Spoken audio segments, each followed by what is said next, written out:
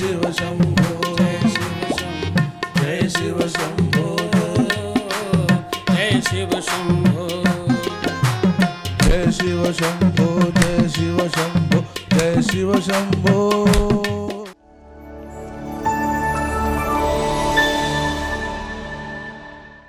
महाराज दक्ष श्राप दे रहे हैं भगवान शिव को। उस शिव को इसे त्रिलोकीनाथ कहते हैं। बहुत सारी बातें कही। अत से बोलने के बाद नंदी को बहुत अच्छा नहीं लगा। नंदी उठे और बोले, राजन तुम समझ रहे हो तुम किसको कह रहे हो? तुम्हें मालूम है कि तुम किसके बारे में बात कर रहे हो? ये वो त्रिलोकीनाथ हैं जिनसे पूरा त्रिलोक पल रहा है। तुम उनसे झगड़ा कर रहे हो जिससे पूरा का पूरा विश्व आराम विराम और आयाम पाता है। शायद तुम अपने क्रोध में और अपने अहंकार में ये भूल बैठे हो राजन कि तुम किसे कह रहे हो।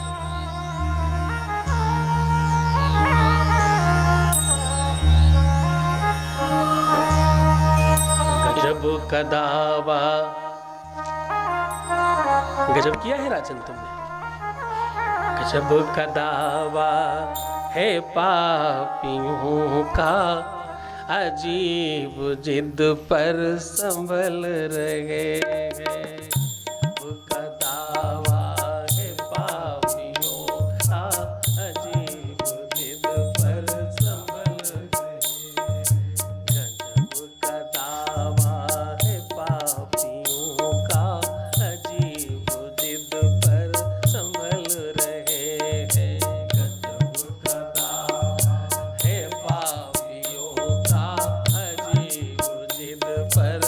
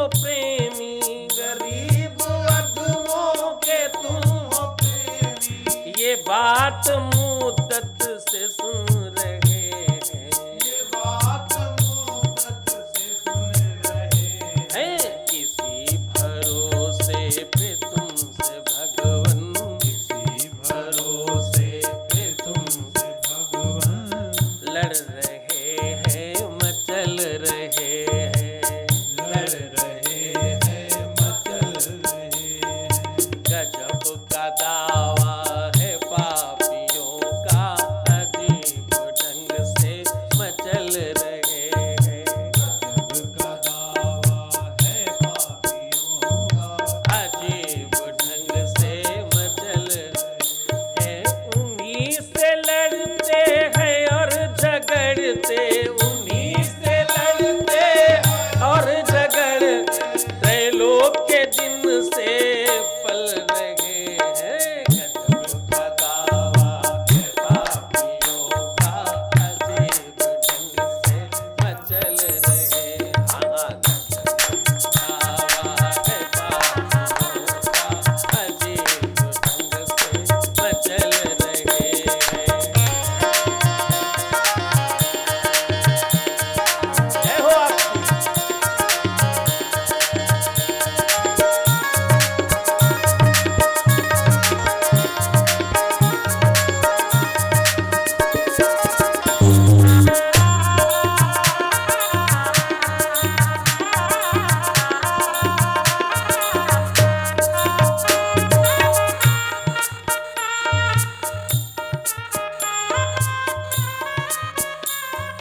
किसी भरोसे पे तुमसे भगवन क्यों लड़ रहे हैं? यही तो एक भरोसा है मेरे नाथ कि तुम हमारे हो। हमारा प्रण है कि पाप कर ले, हमारा प्रण है कि पाप कर ध्यान से सुनना, हमारा प्रण है कि पाप कर ले, हमारा प्रण है कि पाप कर ले, तुम्हारा प्रण है कि पाप हर ले, तुम्हारा प्रण है कि पाप हर ले। तुम अपने वादे से हट रहे हो, तुम अपने वादे से टल रहे हो, हम अपने वादे पे चल रहे हैं। गजब का दावा है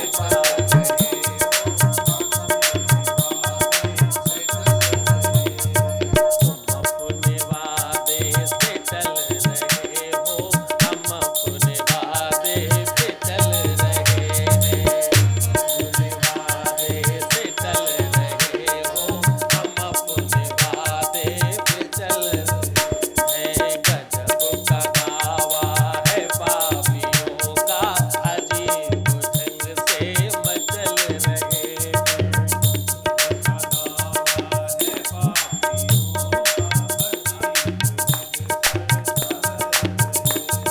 उन्हीं से लड़ते हैं और झगड़ते, उन्हीं से लड़ते हैं और झगड़ते, त्रैलोक के दिन से पल रहे हैं।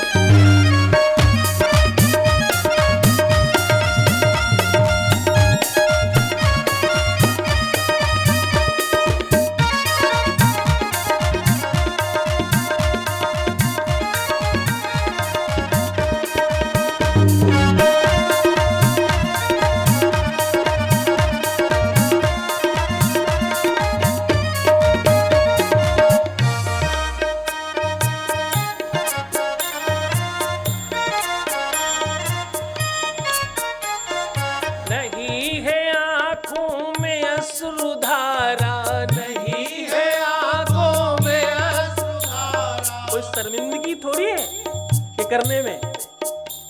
पापो हम पाप कर्मा हम पापात्मा पाप संभवो, त्राहिमाम पार्वती नाथ सर्व पाप हरो भवो। नहीं है आंखों में अश्रु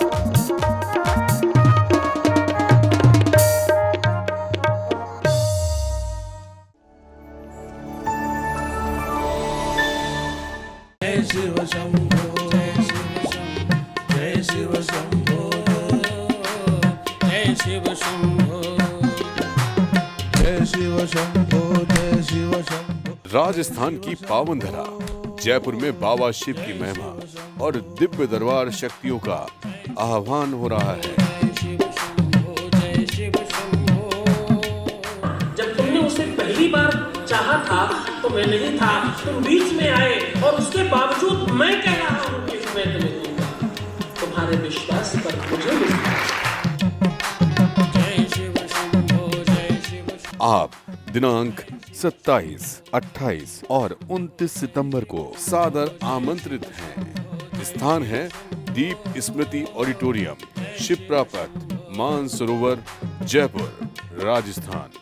संपर्क करें।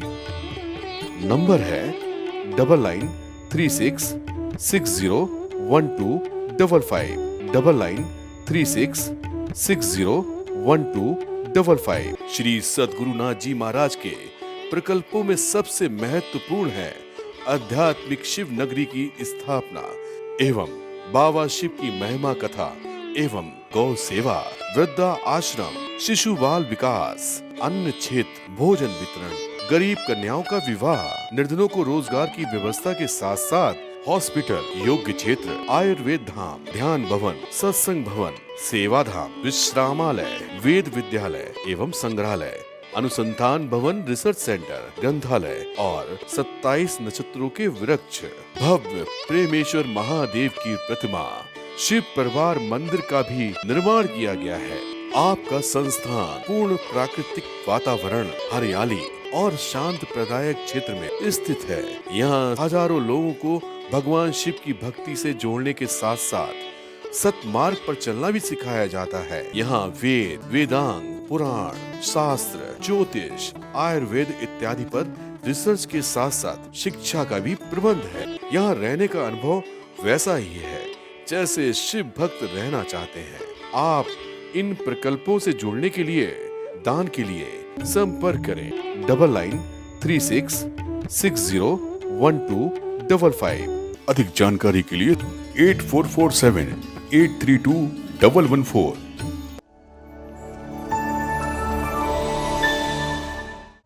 अजीब ढंग से संभल रहे हैं ये पाप, ये ताप और वो पाप हर संकट और मुसीबत का ये अजीबो गरीब नाता है जिस पर तुम्हें बहुत अधिकार होता है, जिस पे तुम्हें बहुत विश्वास होता है। आप उसी से झगड़ा कर पाते हो। शंकराचार्य जी लिखते हैं,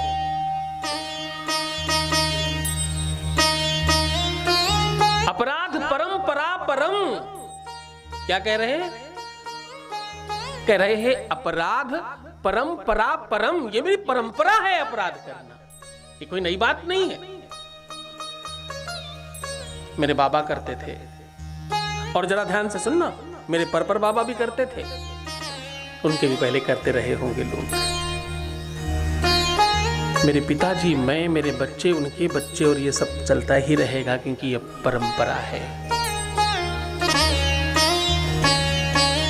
अपराध करना, गलतियां करना, ये मेरी गलती है, इसमें कोई अश्रुपात नहीं है।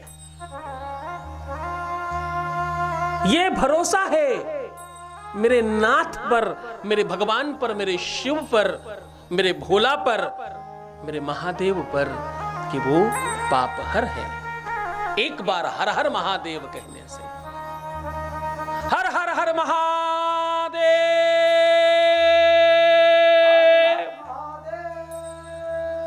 एक बार हर हर महादेव कहने से कई जन्मों के पाप नष्ट हो जाते हैं, तो हमारे क्यों नहीं नष्ट हो?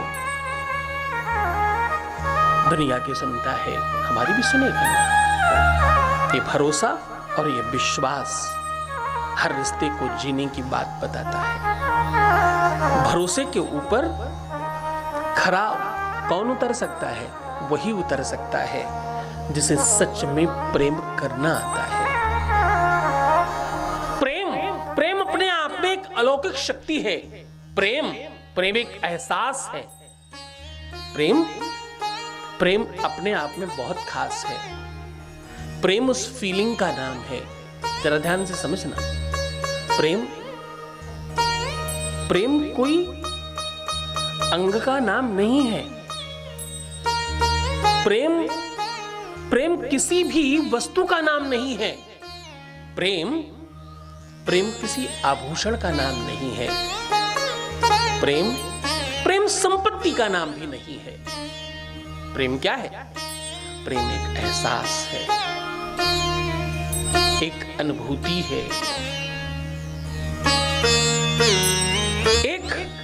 एक सुखद आनंद का अनुभव है। किसी मां से पूछो, जब वो अपने बच्चे का आलिंगन करती है तो क्या मिलता है? उसे वो सुखद एहसास मिलता है प्रेम का। और ये मां केवल मनुष्य हुई ही हो जरूरी नहीं है। जब गाय के पास बछड़ा जाता है तो वो गैया मैया का दूध अपने आप छलक उठता है। ये उसी प्रेम के एहसास का प्रतिरूप है। हाँ? जिस प्रकार से मौसम और ऋतुओं का प्रेम वृक्षों से होता है, जैसे ही वो मौसम आता है उस मौसम में वो वृक्ष वैसा फल देने लगते हैं। और फल के पहले वो सुखद एहसास करते हैं और पुष्प आते हैं। पुष्प क्या है? पुष्प प्रसन्नता का प्रतीक है। प्रेम जब मिलता है तुम्हें तो तुम पहले खुश होते हो, तुम प्रसन्न होते हो, तुम आनंदित होते हो। वो आनंद का प्रतिरूप है गाय का दूध, वृक्षों के फूल, पुष्प और फल। हाँ, सुगंध, गंध, आनंद, श्रृंगार।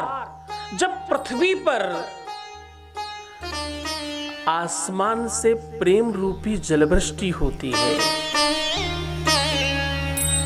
जब धरा पर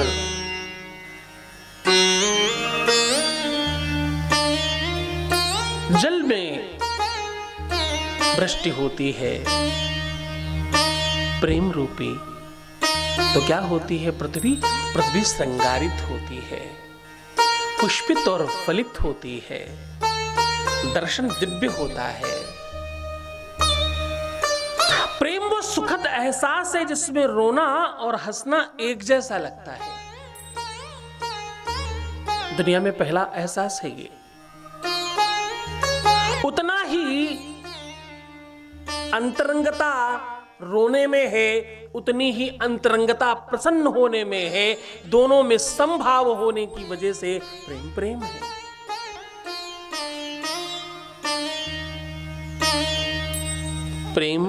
प्रेम में दर्द भी सुख प्रदान करता है। जब एक स्त्री को ममता मिलती है, जब एक स्त्री को मां बनने का परमात्मा अवसर प्रदान करता है, तो उस समय वो बहुत शारीरिक पीड़ा से पीड़ित होती है वो। लेकिन वो पीड़ा, वो दर्द, वो तकलीफ मातृत्व प्रेम के आगे शून्य हो जाता है। वो जो दर्द है, वो जो पीड़ा है, वो जो तकलीफ है उस समय की, वो जो दुख है उस समय का, वो प्रेम की वजह से शून्य हो जाता है।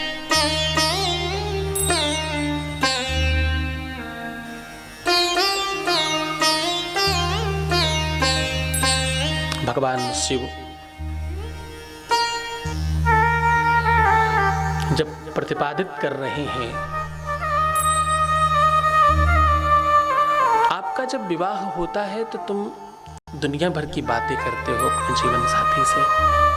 भगवान शिव का जब सती से विवाह हुआ तो मेरी शिव महापुराण कहती है, बाबा ने माता सती को प्रारंभ में केवल नीति, धर्म और सत्संग की बातें सुनाई। क्या सुनाया? नीति, धर्म और सत्संग की बात सुनाई। इससे क्या फायदा है? वैवाहिक जीवन में सबसे आवश्यकता है ही क्या? सबसे आवश्यक है नीति, सबसे आवश्यक है धर्म और सत्संग।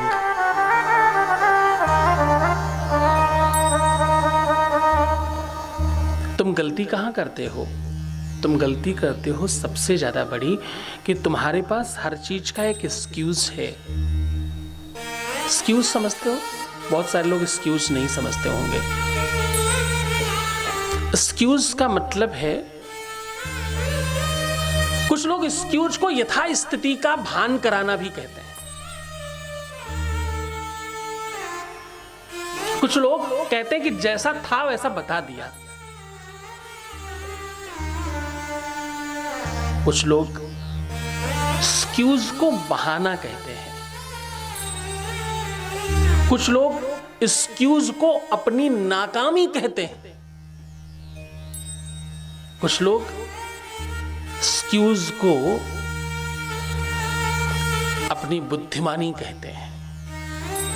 अब देखो, बंटते जाओ तुम सब, तुम अलग अलग भाग में बट रहे हो, तुम में से ही सब लोग हो इनमें से।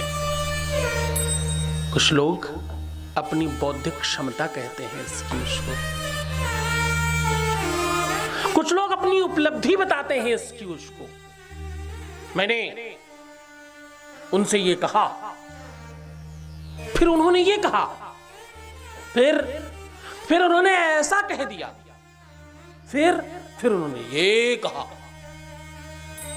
अरे महामूर्खों, तुमने ये कहा, उन्होंने वो कहा, उन्होंने ये कहा, इसके बजाय ये बताओ ना तुमने किया क्या है। एक स्त्री अगर ये बताए कि सुबह मैं गई, मैंने डब्बा खोला, आटा निकाला, छानने लगी, बहुत सारे कीड़े थे उसमें, बहुत सारा चोकर निकला, फिर मैंने पानी डाला, थोड़ा ज़्यादा हो गया था, फिर मैंने और आटा डाला, गूंधा, आटा थोड़ा ज़्यादा सन गया, रोटी मैंने थोड़ी बड़ी बनाई, फिर मैं तुम्हें वही रोटियां खिला रही हूं जिसमें काफ़ी सारे कीड़े थे, छान दिया है, निकाल दिया है, एक आध बहुत महीन वाला रह गया होगा तो नहीं कह सकते, खा लीजिए प्लीज।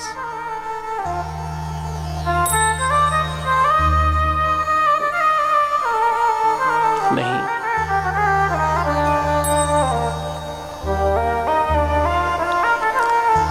सब्जी को भी जो खराब होती है ना, उसे काट कर, साफ करके, धुल के, सुव्यवस्थित करके, बढ़िया पका के, अच्छा स्वादिष्ट बनाकर तुम्हारे सामने रखा जाता है। आज तक कभी भी तुम्हारे, जिस समय तुम खाना खाने लगे उसी समय लेके, ये बैंगन जो खा रहे हो ना, इसमें ये देखो ये कीड़े निकले थे, अब खाओ ना।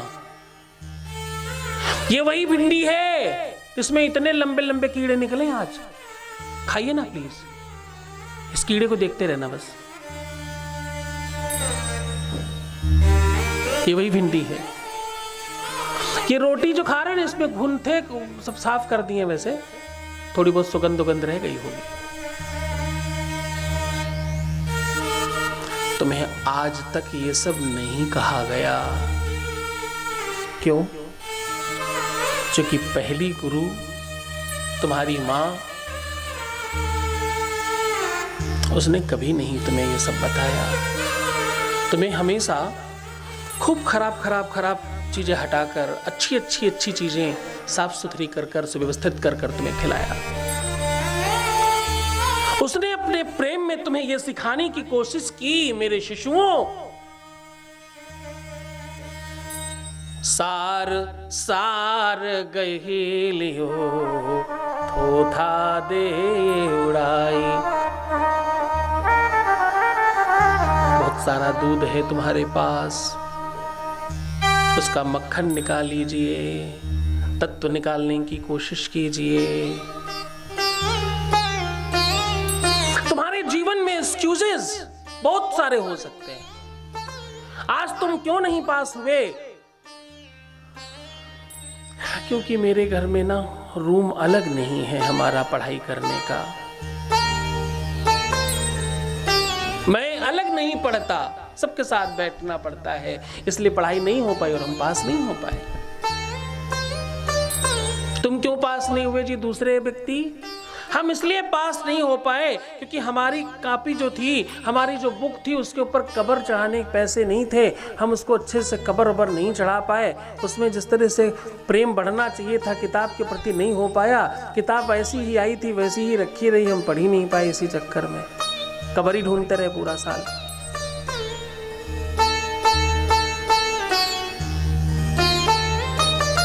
सुबह क्यों नहीं उठे? क्योंकि रात में देर से सोए थे। देर से क्यों सोए थे? क्योंकि सुबह देर से उठे थे। सुबह क्यों नहीं उठे? क्योंकि देर से सोए थे। देर से सोए क्यों? क्योंकि देर से उठे थे। अब करें क्या? दोनों तरफ तो एक्सक्यूज है।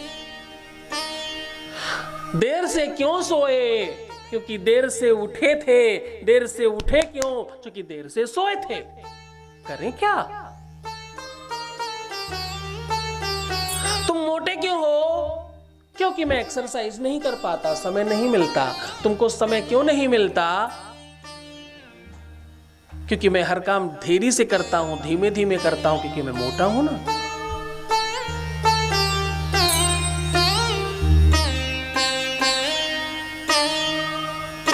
जीवन में एक्सक्यूज देना तुम्हारी नाकामी का पहला सोपान है। पहला सोपान मतलब सीढ़ी होती है, पहली सीढ़ी है।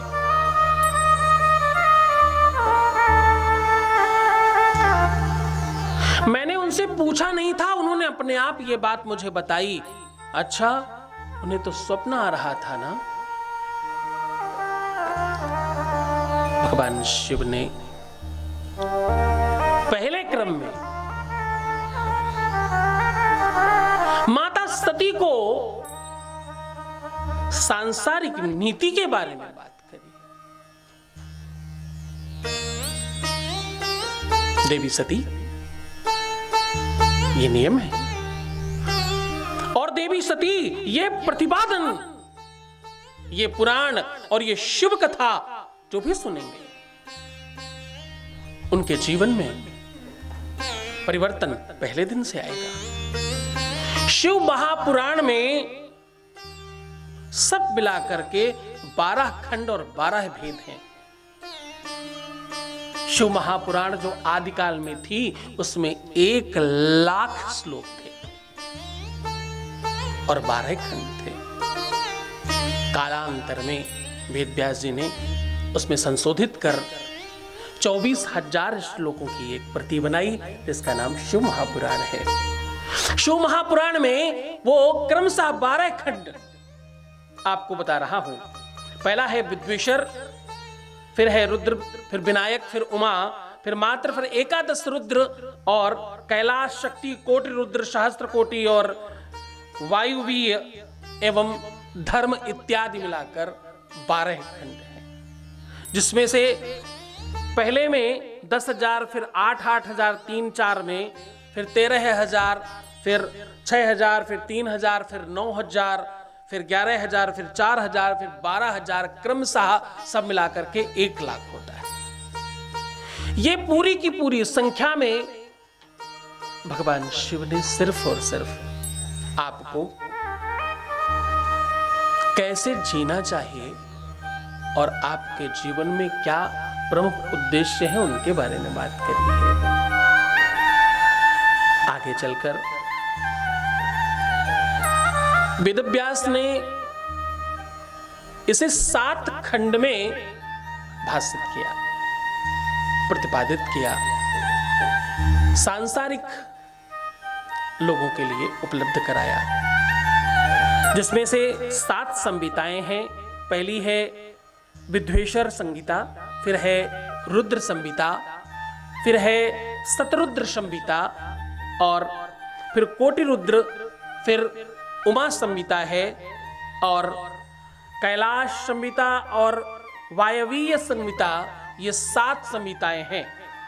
इसमें सब में मिलाकर के 24,000 श्लोक हैं और ये 24,000 श्लोक आपके अपने जीवन को कैसे बेहतर बनाया जाए उस दिशा में बताने के लिए हैं।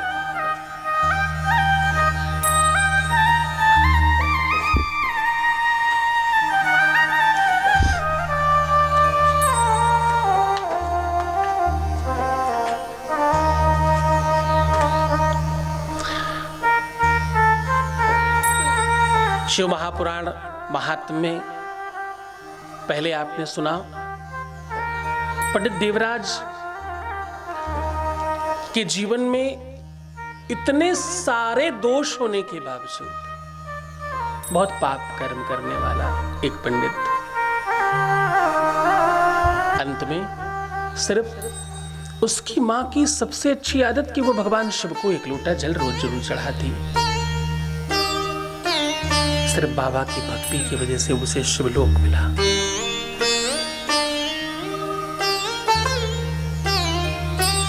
उसी में आपने सुना चंचला और उसका पति विदुंग अत्यधिक पाप कर्म करने के बावजूद भी शिव भक्ति से, शिव कृपा से शिवलोक में रहने का अवसर मिला। और चंचला को तो माता पार्वती की सखी होने का भी भाव मिला, वो भी उसको अवसर मिला। विदुंग को प्रेत योनि से मुक्ति दिलाने में भी चंचुला का बड़ा धर्म था। ये सारी की सारी चीजें आपके अपने जीवन में आपको एक महत्वपूर्ण बात समझाती हैं।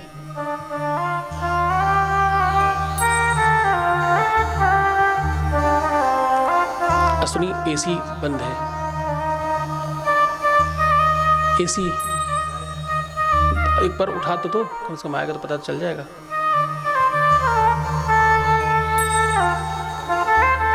नहीं ठीक, हाँ ठीक है, आएगा तो कम से कम चल तो जाएगी ना।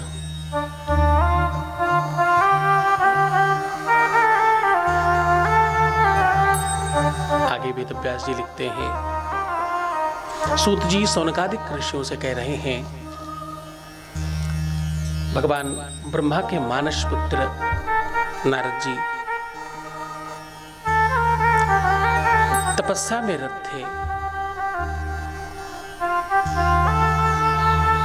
तपस्या कर रहे थे और उनकी तपस्या भंग करने के लिए कामदेव पहुंचे और कामदेव ने प्रयत्न किया कि महात्मा नारद की तपस्या भंग हो जाए।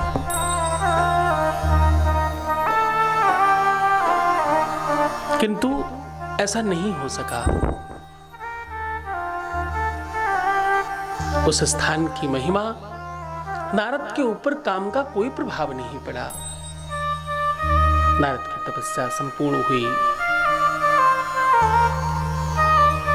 इस बात से नारद को बहुत आनंद और अभिमान हुआ।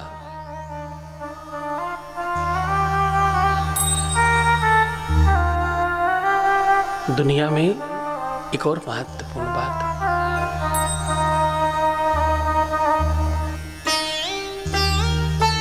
यथासंभव आप तप करें, आप जप करें, आप साधना करें, आप पूजन करें, इसमें कोई खराब बात नहीं, बहुत अच्छा है ये तो। ऐसा करने से आपको श्रेष्ठता मिलती है। भगवान शिव के ऊपर जिसने एक लोटा जल भी चढ़ाया है, कभी आपने भगवान शिव पर बिलपत्र, समीपत्र और तुलसी इत्यादि समर्पित की है। तदपि तुलसी के पत्ते नहीं, मंजरी चढ़ानी चाहिए भगवान शिव पर। अगर आप ऐसा कर रहे हो तो ये आपकी श्रेष्ठता को बढ़ाता है। बाबा शिव पुराण में स्वयं ये बात कहते हैं कि जो भी मेरी भक्ति करता है उसे मैं वो सब कुछ प्रदान करता हूं। भोग चाहे तो भोग दे डारूं, मोक्ष चाहे तो मोक्ष दे टारूं। भक्त तो न लेन न देन करें, इनको न टारो जाए। बस वही एक थोड़ी तकलीफ आती है, बोले ये कुछ जो नहीं चाहते, जो चाहता है, भक्ति चाहिए, मोक्ष चाहिए, भोग चाहिए, विलासता चाहिए, धन चाहिए, वैभव चाहिए, संपत्ति चाहिए, बोले मैं देता हूं। जो शिव पुराण के सहारे बैठते हैं, जो शिव पुराण की महिमा सुनते हैं, उन्हें मैं सब कुछ प्रदान करता हूं, ऐसा भगवान शिव कह रहे हैं। लेकिन जिसे अभिमान है, जिसे घमंड है किसी बात पर, और अभिमान सिर्फ उतनी बात का नहीं होता, ध्यान से समझना। अभिमान को तुम ये मत समझना कि जो केवल अपने धन और वैभव को प्रदर्शित कर रहे हैं। अभिमान बहुत तरीके के होते हैं। शिव महापुराण में इस बारे में बड़ा विस्तृत चर्चा है। अध्याय 4, 5, 6, 7 में लगातार केवल और केवल अभिमान पर चर्चा की गई। किसी को अपने रूप का अभिमान है, किसी को लगता है कि मैं बहुत सुंदर हूं, मैं बड़ा स्वरूपवान हूं, मेरी कदकाठी, मेरी बॉडी, मेरा आवरण और मेरी आकृति और मेरा सौंदर्यता बहुत पर्याप्त मात्रा में दिव्य है, और इसकी वजह से पूरा विश्व लालायित होता है। किसी को ऐसा लग सकता है। बाबा शिव कहते हैं, जिन्हें भी ऐसा लगता है वो एक बार कहीं ऑपरेशन करते हुए किसी को देखें, और जैसे ही ये ऊपर की खाल हटेगी, असली सुंदरता अंदर से निकलेगी, और वो देखकर आपको बहुत अच्छा नहीं लगेगा। ये जितनी भी सौंदर्यता है, ये जितनी भी सुंदरता है, ये सब मेरे नाथ का दर्शन है मात्र। क्योंकि सुंदर कौन है? सुंदर शिव है। सत्यम शिवम सुंदरम, सत्यम शिवम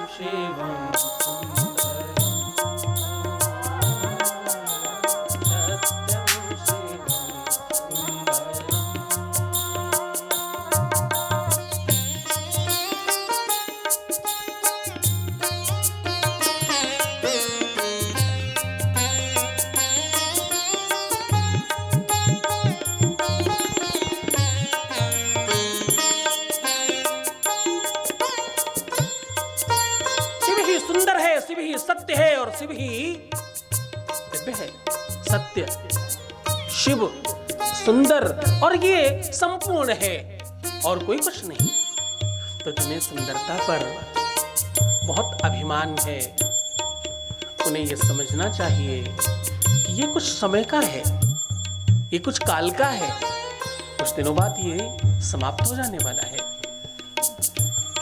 किसी को अपनी वाणी पर बड़ा अभिमान है, मैं अच्छा बोलता हूं, या मैं अच्छा गाता हूं, या अच्छा मैं सुनता हूं, या अच्छा मैं समझता हूं, मैं बहुत बुद्धिमान हूं, मैं बहुत ज्ञानी हूं, मैं बड़ा श्रेष्ठ हूं, मैं बड़ा श्रेष्ठ हूं और मुझ में ये चीज बड़ी खास है। जब भी ऐसा मन में आए, तत्काल ये समझना कि तुमसे भी बड़ा कोई होगा, तुमसे भी श्रेष्ठ कोई होगा।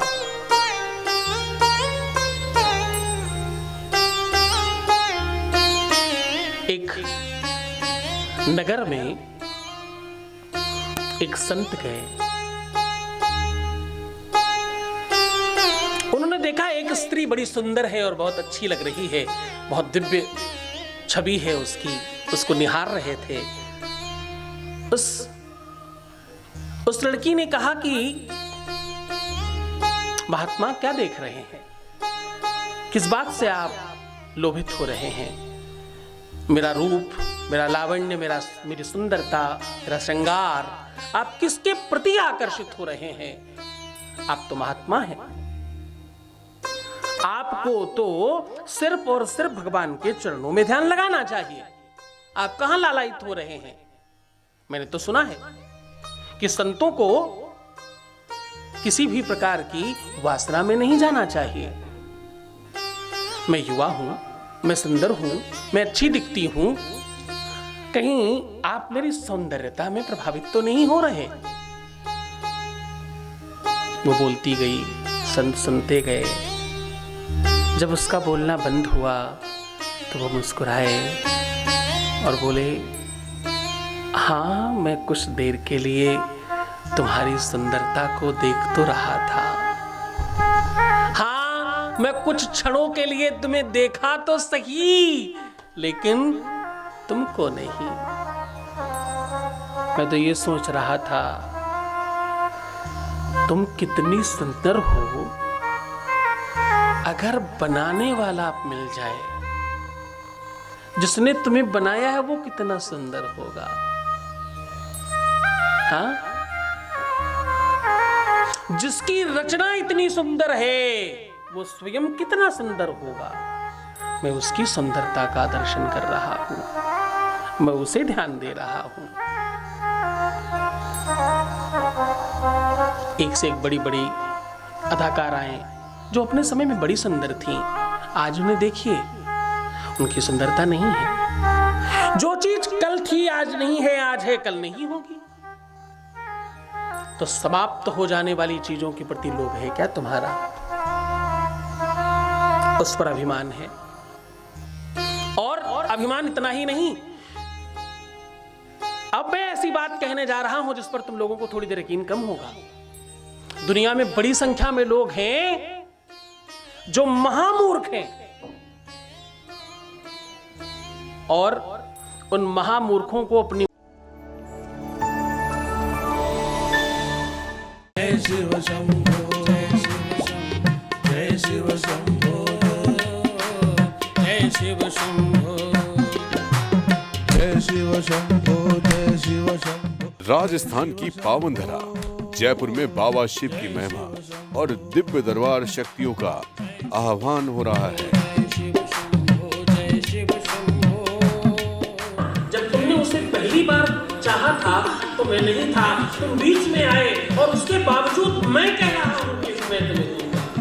तुम्हारे विश्वास पर मुझे विश्वास। आप दिनांक 27, 28 और 29 सितंबर को सादर आमंत्रित हैं। स्थान है दीप स्मृति ऑडिटोरियम, शिप्रा पथ, मानसरोवर, जयपुर, राजस्थान। संपर्क करें। नंबर है 9936601255, 9936601255। श्री सद्गुरुनाथ जी महाराज के प्रकल्पों में सबसे महत्वपूर्ण है आध्यात्मिक शिव नगरी की स्थापना एवं बाबा शिव की महिमा कथा एवं गौ सेवा, वृद्धा आश्रम, शिशु बाल विकास, अन्न क्षेत्र, भोजन वितरण, गरीब कन्याओं का विवाह, निर्धनों को रोजगार की व्यवस्था के साथ साथ हॉस्पिटल, योग्य क्षेत्र, आयुर्वेद धाम, ध्यान भवन, सत्संग भवन, सेवा धाम, विश्रामालय, वेद विद्यालय एवं संग्रहालय, अनुसंधान भवन, रिसर्च सेंटर, ग्रंथालय और 27 नक्षत्रों के वृक्ष, भव्य प्रेमेश्वर महादेव की प्रतिमा, शिव परिवार मंदिर का भी निर्माण किया गया है। आपका संस्थान पूर्ण प्राकृतिक वातावरण, हरियाली और शांत प्रदायक क्षेत्र में स्थित है। यहाँ हजारों लोगों को भगवान शिव की भक्ति से जोड़ने के साथ साथ सतमार्ग पर चलना भी सिखाया जाता है। यहाँ वेद, वेदांग, पुराण, शास्त्र, ज्योतिष, आयुर्वेद इत्यादि पर रिसर्च के साथ साथ शिक्षा का भी प्रबंध है। यहाँ रहने का अनुभव वैसा ही है जैसे शिव भक्त रहना चाहते हैं। आप इन प्रकल्पों से जुड़ने के लिए, दान के लिए संपर्क करें 9936 601255। अधिक जानकारी के लिए 8447832114। मूर्खता पर अभिमान है। उन्हें लगता है कि मैं बहुत बुद्धिमान हूं। यह भी तो एक अभिमान है। दुनिया का सक्सेस रेट इतना कम क्यों है?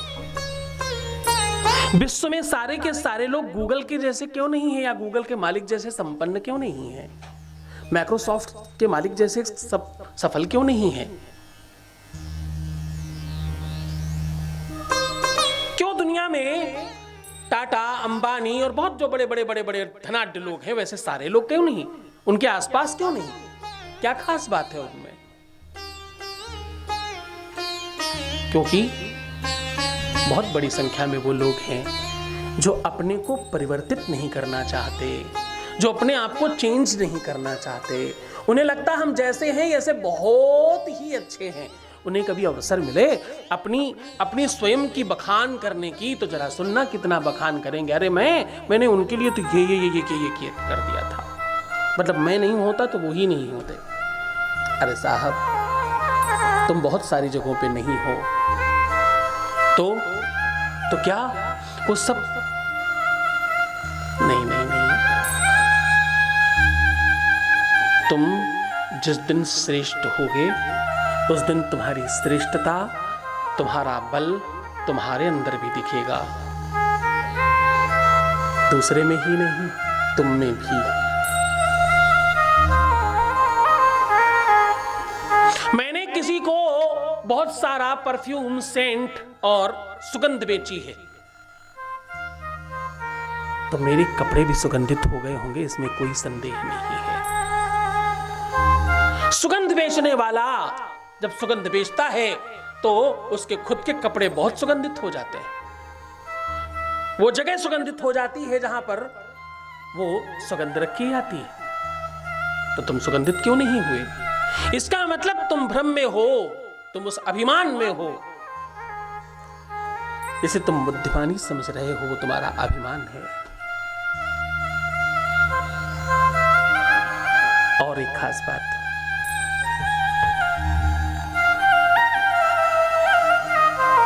माता सती के जीवन में तकलीफ तब आई जब उन्होंने बाबा शिव की बात नहीं सुनी, नहीं समझी। नारद को यह बात नहीं मालूम है। नारद को यह लग रहा है कि मैंने काम को जीत लिया है। नारद को यह नहीं पता ये वही जगह है, ये वही स्थान है जहां पर बाबा शिव ने काम को भस्म किया था। उस स्थान की महिमा है कि उस पूरे के पूरे क्षेत्र में काम प्रवेश ही नहीं कर सकता। काम का प्रभाव, काम का प्रताप उस क्षेत्र में पड़ ही नहीं सकता। ये बात नारद को नहीं पता, या पता होकर के भी हम लोग तो वो लोग हैं ना कि हम अच्छी चीजें नहीं पता करना चाहते। हम आत्म प्रशंसक लोग हैं, हमें अपनी प्रशंसा अच्छी लगती है। हम तो अपने बारे में अच्छा बोलना, कहना, सुनना चाहते हैं। अब नारद सब जगह ज्ञान बखान रहे हैं। मैंने काम को जीता है। और ये बखानते बखानते वो कैलाश पहुंचे, बाबा शिव को प्रणाम किया। बाबा प्रणाम करता हूं, मैं तपस्या करके पूर्ण करके आया हूं। आओ नारद, आओ मुनिश्रेष्ठ, पधारो, बैठो। कैसे हो तुम? मैं ठीक हूं बाबा, आपके चरणों में निवेदन कर प्रणाम कर रहा हूं। हाँ, मुनिराज पधारिए, बैठिए, कहिए, सब कुशलता है, सब कुशल क्षेम तो है ना नारद? और सुना है कि आपने बहुत बड़ा तप किया है और काम को जीत लिया है। बाबा मुस्कुरा कर बोले। अब नारद शुरू हो गए। हाँ बाबा, आपके आशीर्वाद से मैंने बड़ा काम किया है और जीत ही नहीं लिया, आपको तो भस्म करना पड़ा था। मैंने तो उसे जीत लिया है, प्रभु आपका ही आशीर्वाद है। मैंने भस्म नहीं किया उसे आने ही नहीं दिया अपने पास, उसका प्रभाव पड़ने ही नहीं दिया अपने ऊपर। मैं ऐसी तपस्या कर रहा था, मेरे तप के प्रभाव से काम वहां प्रवेश ही नहीं कर सका।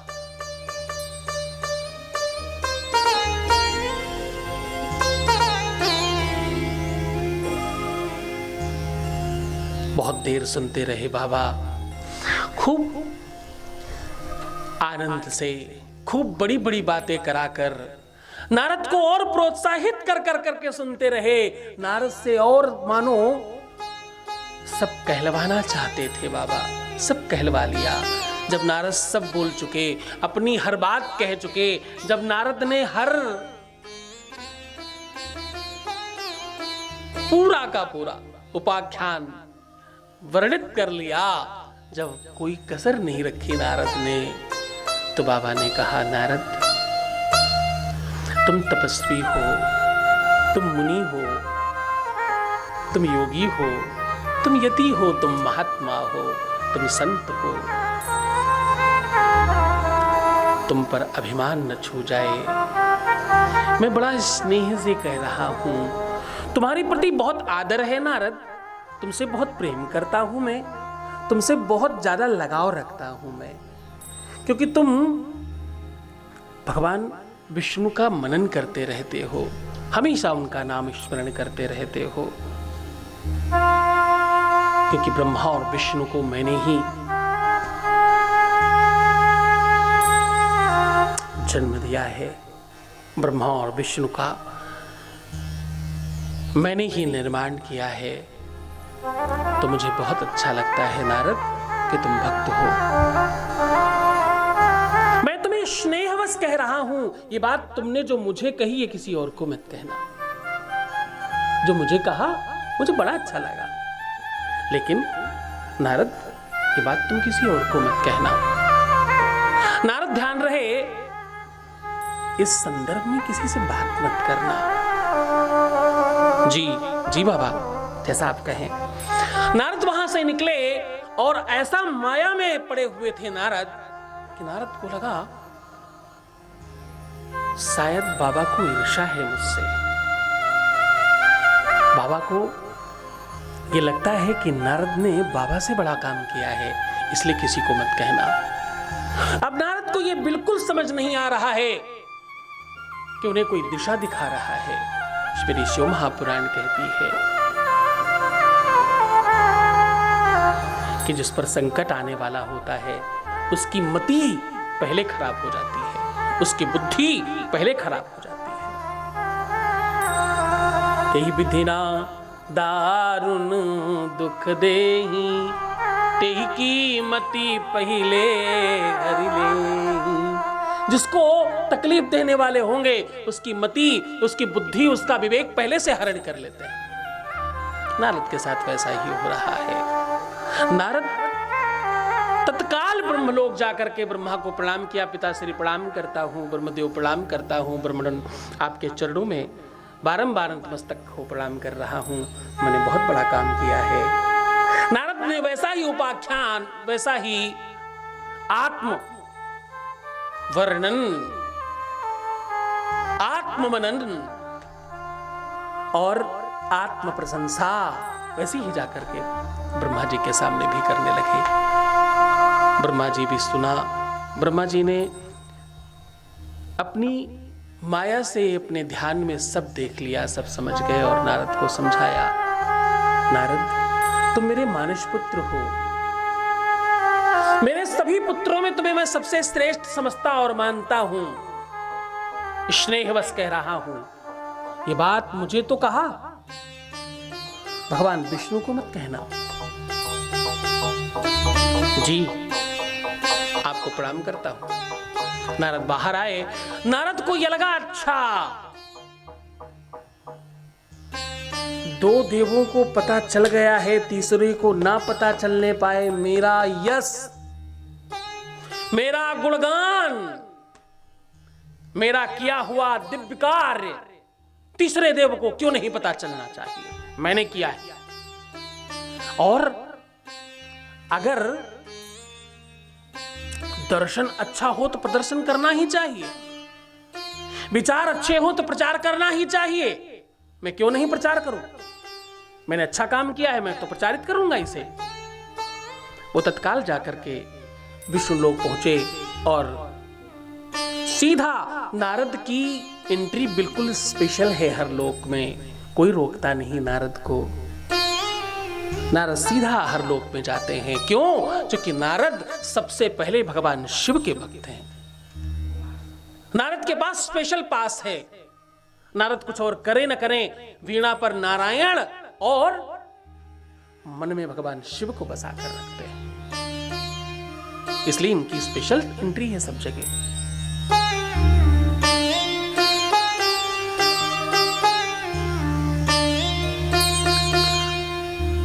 जैसे ही विष्णु लोक पहुंचे, भगवान विष्णु ने पहले ही सब जान लिया और मुस्कुराए, बोले नारद, तुम्हारे यश का गान हो रहा है तीनों लोकों में, तीनों लोक में तुम्हारी जय जयकार हो रही है और मैंने सुना है तुमने काम को जीत लिया है। बोले हाँ प्रभु, मैंने तो भस्म भी नहीं किया, उसका प्रभाव मैंने अपने ऊपर नहीं पड़ने दिया, काम का प्रभाव मेरे ऊपर पड़ा नहीं, मैंने उसे जीत लिया है। मैं तपस्वियों में सबसे श्रेष्ठ हूं प्रभु, आपके ही चरणों का प्रसाद है, आपकी दिव्य कृपा से मैं ये काम कर पाया हूं। भगवान मुस्कुराए, बहुत देर तक नारद से यहां वहां की बातें करते रहे और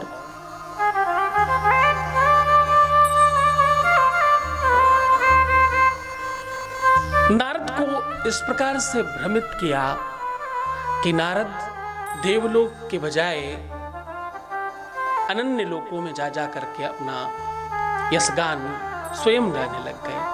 जो नारद केवल भगवान का गुणगान करते थे, आज वो आत्म प्रशंसा कर रहे हैं सब जगह जा जाकर।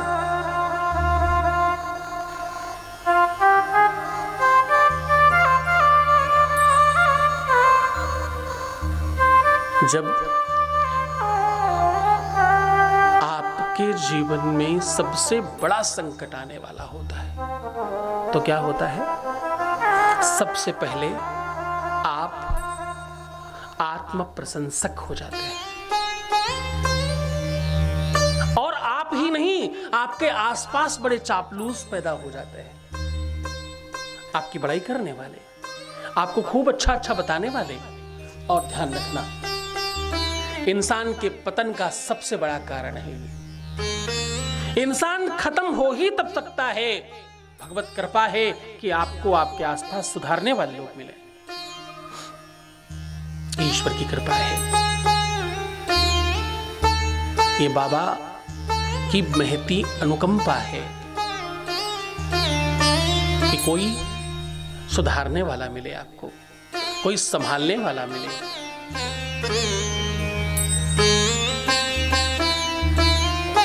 तुलसी बाबा कहते हैं, वो इंसान जो तुम्हारी प्रशंसा करके तुम्हें खराब कर रहा है, उससे ज्यादा अच्छा है वो जो तुम्हारी बुराई करके तुम्हें अच्छा कर रहा है।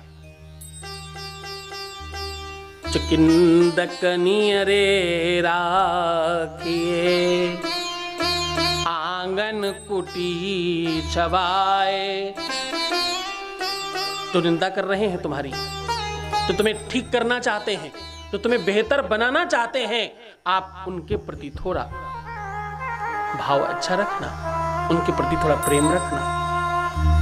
और जो मच्छर प्रजाति के लोग हैं, आपको पता मच्छर क्या करता है? सबसे पहले मच्छर सबसे पहला काम करता है, आपके पैरों में काटना शुरू करता है। क्या करता है सबसे पहले? मच्छर सबसे पहले कहां काटता है? आपके पैरों में काटता है। फिर क्या करता है? फिर कान में आके गुनगुन गुनगुन गुनगुन गुनगुन करता है। और फिर क्या करता है? फिर भैया यहां वहां जहां तहां बैठकर आपका खून पीता रहता है, तो बचकर रहना। ऐसे लोग हम सबके आसपास बैठे हैं, ऐसे लोग तुम्हारे आप भी आसपास में होंगे। जब तुम अपने बारे में, ध्यान से समझना, जब तुम अपने बारे में लोगों को बता रहे हो, जब तुम अपने बारे में लोगों से डिस्कशन कर रहे हो, मंत्रणा कर रहे हो, तो तुम समझना कि तुम एक अपराध कर रहे हो, और इस अपराध को सोच समझ कर करना। क्योंकि सचिव वैद्य गुरु तीन जो प्रिय बोले भयास, ये तीन ऐसे होने चाहिए जो उनके अंदर भय नहीं हो, निश्चिंत होकर बोलें ये गलत है, ये सही नहीं है, ऐसे ऐसे होना चाहिए और इसको ऐसा होना चाहिए। और अगर ऐसा नहीं है तो तुम समझना तुम्हारे पतन का कारण है ये।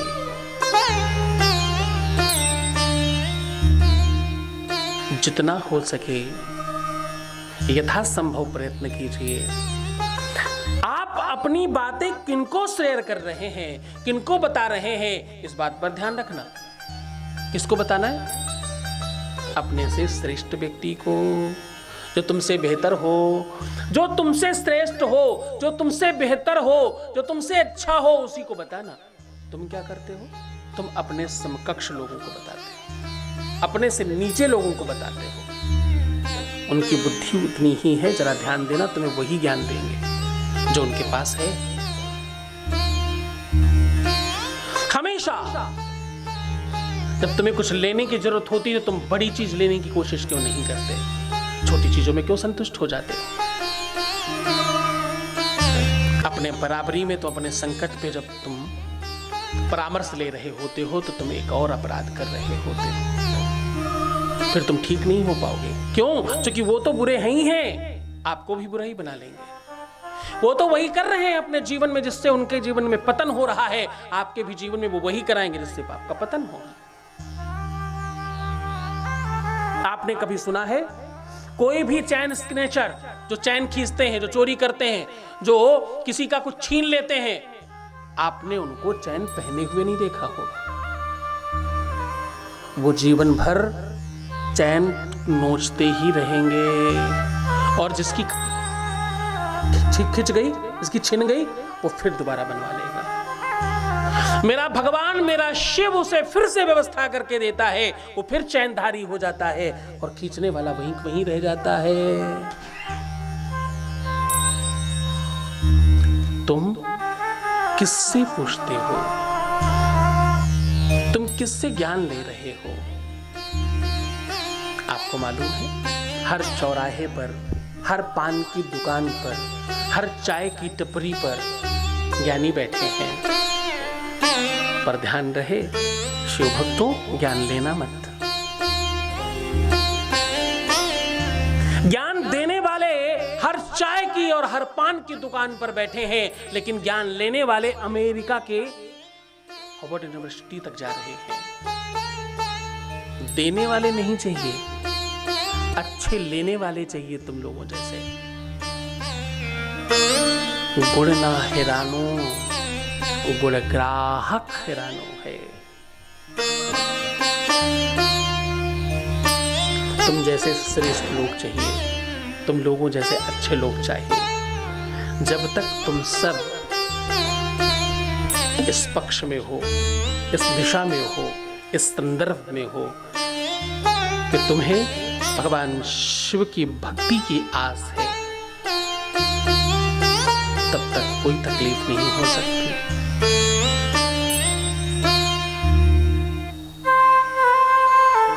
एक बूढ़ी मैया बड़े संकटों से अपने परिवार को पाल रही हैं। एक बूढ़ी मैया बिना अपने पति के, बिना किसी सहारे के, बिना किसी धर्म के, बिना किसी धन के अपने बच्चों का पालन पोषण कर रही है। और घर में जब पकवान कुछ बनता है, कुछ भोग बनता है, कुछ भोजन बनता है, तो उनके ही घर में एक बिलपत्र का पेड़ है, उसके नीचे एक कंकड़ रखा है, बस उसी पर रख देती है, क्योंकि मंदिर जाने का समय नहीं है। बच्चे बहुत अच्छे नहीं हैं, बहुत श्रेष्ठ नहीं हैं।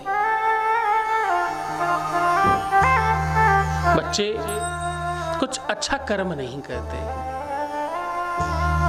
क्योंकि कुल दूषित है ना, तो बच्चे कुछ पाप कर्म में हैं, कहना नहीं मानते, बात नहीं समझते, पर माँ का दिल है, वो सबके साथ बड़ा संभाव करती, वो बड़ा संभाव करती और सबका बड़ा अच्छा पालन पोषण करती, जो उनसे बन पाता यहाँ वहां से मांग के जांच के जैसे व्यवस्था बनती अपने बच्चों का पालन पोषण करती। और यथासंभव उस बिलपत्र के पेड़ के नीचे रखे हुए कंकड़ की पूजा करती शंकर मानकर। कालांतर में शिव महापुराण कहती है,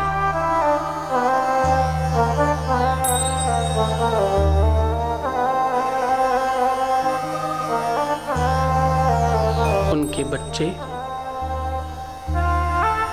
केवल और केवल उनकी शिव भक्ति की वजह से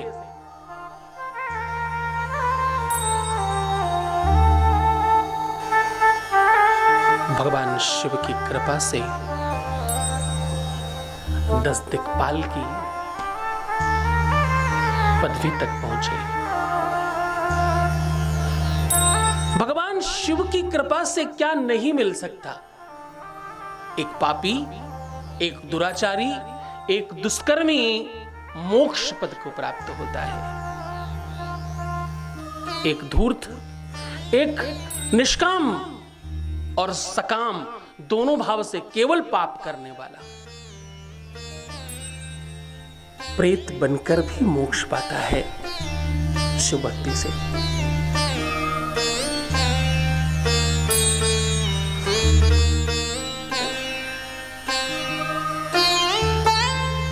नारद को कई ऋषियों ने समझाया।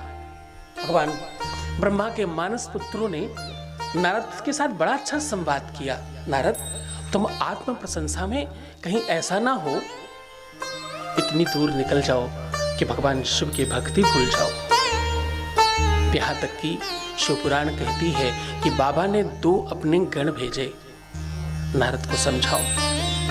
नारद देवता हैं, ऋषि हैं, महात्मा हैं, संत हैं, अमलात्मा हैं, सिद्ध हैं, इनसे अभिमान में कोई अपराध न हो जाए। हुआ क्या मालूम है? नारद ने अभिमान बस उन दोनों गणों को भी श्राप दे दिया। जाओ, तुम मेरे यश और मेरे सम्मान से कुंठित हो रहे हो, द्रवित हो रहे हो। तुम्हें मेरा यश देखा नहीं जा रहा है, जाओ तुम राक्षस हो जाओ।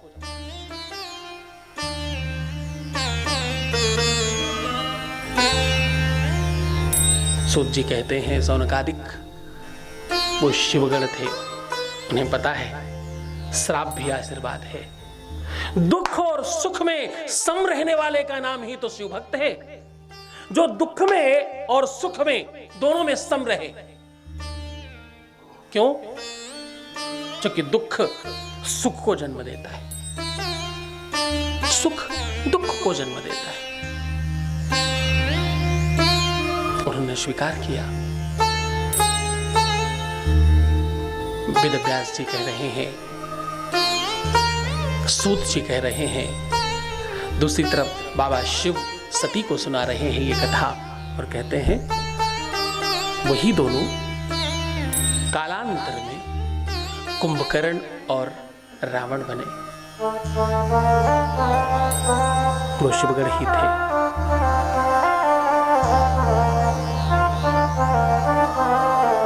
सुख और दुख में जब तुम भेद करते हो तो तुम शिव भक्त नहीं हो। अगर तुम सच्चे शिव भक्त हो तो तुम्हें दुख में भी शिव नजर आएगा। तुम क्यों नहीं कहते मेरा हर पल हर क्षण सुखमय हो रहा है और शिवमय हो रहा है। जब तुम दुखी होते हो तो तुम समझना ये क्षण मेरा शिवमय है, और जब तुम दुखी होते हो तो तुम शिवमय समझना, और जब तुम सुखी होते तो सुखमय समझना। मेरा हर क्षण हर पल शिवमय हो रहा है और सुखमय हो रहा है।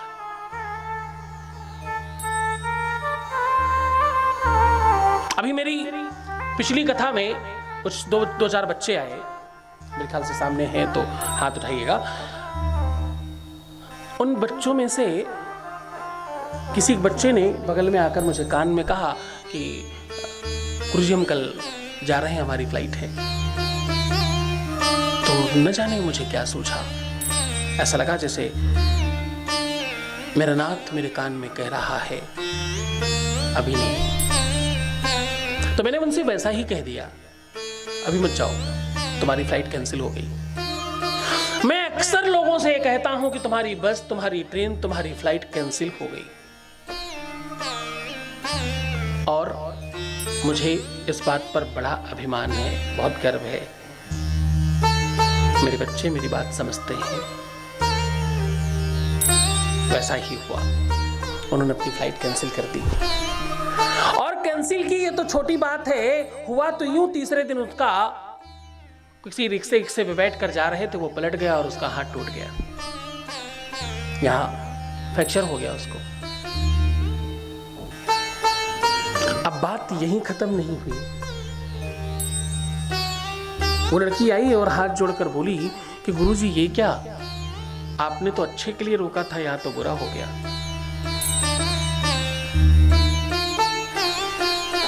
मैं नहीं रुकती तो हो सकता मेरा हाथ नहीं टूटता, खराब नहीं होता कुछ। तो मैंने कहा हाँ तुम सच कह रही हो, तुम नहीं रुकती तो तुम्हारा हाथ तो नहीं ही टूटता, लेकिन जो टूटता वो इससे इतना ज्यादा बड़ा होता तो तुम कभी सहन नहीं कर पाती। ये भगवान शिव की कृपा है, ये बाबा की दया है, ये उसकी करुणा है कि तुम्हारा सिर्फ हाथ टूटकर तुम बच गए, वरना तो कुछ बहुत बड़ा होने वाला था। जैसे उसने इतनी सी चीज में डाल दिया तो तुम्हारा हर क्षण हर पल सुखमय हो रहा है और शिवमय हो रहा है। जब तुम बहुत दुखी होना तो तुम समझना तुम्हारा वो क्षण शिवमय है, उस क्षण को शिव संभाल रहा है। और धर्म तो कहता है, धर्म कहता है कि तुम्हारा दुख तुम्हारे सुख से ज्यादा बड़ा है। एक विद्यार्थी को पूछो तो वो कहता है कि मुझे पढ़ाई में दुख लगता है, मुझे पढ़ने मत भेजो, मुझे पढ़ना नहीं है। तुम जितने भी सामने बैठे हो, तुम में से बहुत बड़ी संख्या में लोग, तुम सबने ही बचपन में ऐसा कहा होगा, पढ़ने नहीं जाना, पढ़ाई नहीं करनी है। पढ़ाई के लिए बहुत मार खाई होगी, बहुत डांटे गए होंगे, बहुत कुछ बोला गया होगा, बहुत कुछ कहा गया होगा, पढ़ाई नहीं करनी। पर आज पता चल रहा है वो दुख एक्चुअली सुख था। जिसने पढ़ लिया उस दुख में आज वो सुखी है। एक किसान जब खेती करता है तो एक्चुअली उसका वो दुख है, बड़ी मेहनत कर रहा है, लेकिन जब फसल होती है तो उसे लगता है वो दुख बहुत अच्छा था, बहुत मेहनत करके हमने खेती करी, बहुत अच्छा कुछ किया, और उसका फल है कि हमें अच्छी फसल मिल रही है।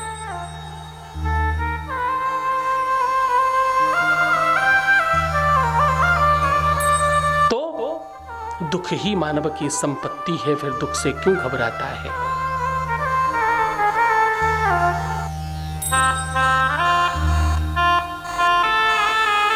ये ऐसी संपत्ति है, इसे शिवमय बनाने की कोशिश करो। अपने बुरे क्षणों को शिवमय बनाओ। जब तुम बहुत दुखी हो, जब तुम बहुत तकलीफ में हो, तो बाबा शिव का ध्यान करो और बाबा शिव की कृपा से वो सब संभव हो जाएगा जो तुम चाहते हो।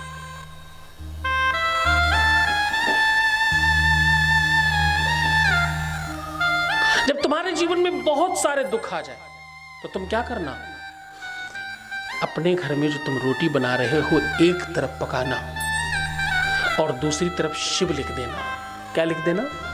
शिव लिख देना। और जहां पर शिव लिखना वहीं अपने घर का जूठा नमक डाल देना। और किचन से निकलते समय ओम श्री शिवाय नमस्तुभ्यम बोलते हुए गाय की तरफ चलना और उसको जाकर खिला आना। ऐसा करने से तुम्हारे जीवन का वो दुख सदा के लिए समाप्त हो जाएगा। फिर तुम्हें दुखी नहीं रहना पड़ेगा उस बात से। करके देखिए।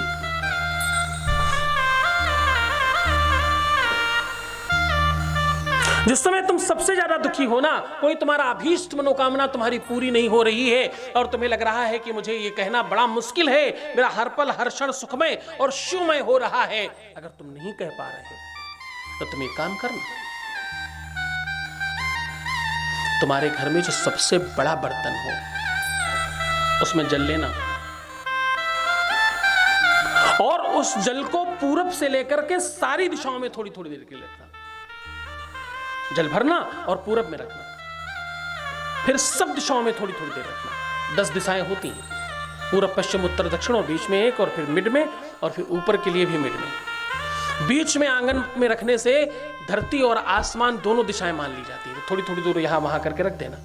ऐसे 10 जगह रखना उस बर्तन को, और उसके बाद उस बर्तन का जल जाकर के भगवान शिव के ऊपर चढ़ाना। पहले ही दिन से, पहले ही क्षण से, पहले ही सेकंड से फर्क पड़ेगा। आपके जीवन में परिवर्तन आने लगेंगे। आप करके देखिए। आपके घर में कलह है, वातावरण ठीक नहीं है, घर की व्यवस्थाएं ठीक नहीं है, धन नहीं है, वैभव नहीं है, रोग हटता नहीं, घर में खूब सारी तकलीफें, तो क्या करो? खूब सारा रोली चंदन अक्षत पुष्प जाकर के भगवान शिव के ऊपर चढ़ाओ और एक कपड़े में जाकर के खूब अच्छे से पोंछ दो। खूब सारा, खूब अच्छी मात्रा में अपने दोनों हाथों से लपेट लपेट करके भगवान शिव के ऊपर चंदन, रोली, अक्षत, पुष्प खूब चढ़ाना और उसके बाद एक कपड़े से जाकर पोंछ देना और उस कपड़े का झंडा बना करके अपने शिखर पर लगा लेना, अपने घर के ऊपर। जैसे ही तुम ऐसा करोगे फिर देखना, यश, मान, सम्मान, धन, वैभव, संपत्ति, आरोग्यता, ऐसा कुछ नहीं है जो तुम नहीं पा सकते। करके देखिए। आनंद है ये, भक्तों, शिव महापुराण है ये। गाथा शिव महापुराण की है।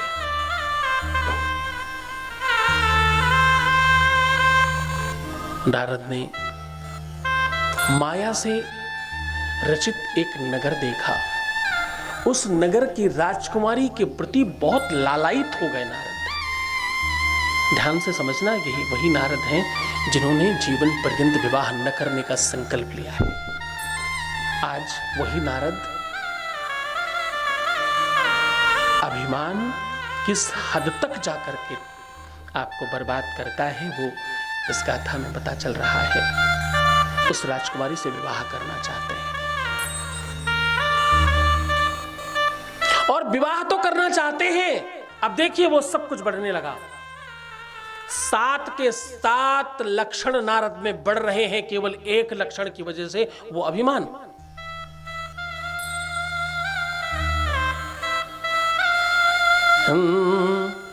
हिंसा, असत्य, मद, मोह, लोभ और काम क्रोध का त्याग करें। हिंसा, असत्य, मद, मोह, लोभ और काम क्रोध का त्याग करें। धर्म कहता है हिंसा, असत्य, मद, मोह, लोभ और काम क्रोध का त्याग करें। हिंसा, असत्य, मद, मोह, लोभ और काम क्रोध का त्याग करें। वो त्याग तो छोड़ो, नारद तो उसमें लिप्त होते जा रहे हैं, श्राप दे रहे हैं। क्रोध कर रहे हैं, अब असत्य की तरफ भाग रहे हैं। भगवान विष्णु से जाकर के बोले, हरि मुझे आपका रूप चाहिए। क्या बोले? हरि मुझे आपका रूप चाहिए। नारद नहीं समझ रहे हैं कि ये सब माया है। कहा भी तो क्या, हमेशा नारायण कहने वाला आज हरि कह रहा है। हरि आज मुझे आपका रूप चाहिए। ऐसा रूप बना दो जो कभी किसी ने किसी का न बनाया हो। क्या कह रहे हैं? हरि ऐसा रूप बना दो जो कभी किसी ने किसी के लिए न बनाया हो, इतना बढ़िया बना दो। भगवान ने कहा, तथास्तु, पधारो। अब नारद जी कूदे कूदे घूम रहे हैं। आराम से चलने वाला व्यक्ति अब कूद रहा है, जंप कर रहा है और जाकर के सबसे आगे बैठ गए। स्वयंवर का पूरा अरेंजमेंट है, बड़ी व्यवस्था है। बड़े बड़े राजा बैठे हैं, बड़े बड़े सुकुमार बैठे हैं और उसमें वो सुंदरी प्रवेश कर एक एक को देख रही है। नारद कभी इस कोने में बैठते, कभी उस कोने में बैठते, कभी यहां कूद कर पहुंच जाते, कभी वहां कूद कर पहुंच जाते और बार बार सबकी तरफ देखते। जैसे जिधर वो जाती वहां वहां वो जाते, बार बार सामने पड़ते, वो मुस्कुराती और आगे बढ़ जाती। आगे बढ़ी, भगवान विष्णु आए और उन्हें उसे नमन कर उस सुंदरी ने जयमाल पहना दिया और दोनों चलने लग गए। नारद को बड़ा रोष आया, बड़ा क्रोध आया और जाकर सामने खड़े हो गए। ये क्या चक्कर है? ये क्या कर रहे हैं आप? मेरे साथ छल किया है आपने, मेरे साथ आपने। और तुम ये बताओ, मेरे जैसे सुंदर व्यक्ति को वर्णित नहीं करके तुमने इसे क्यों वर्णित किया?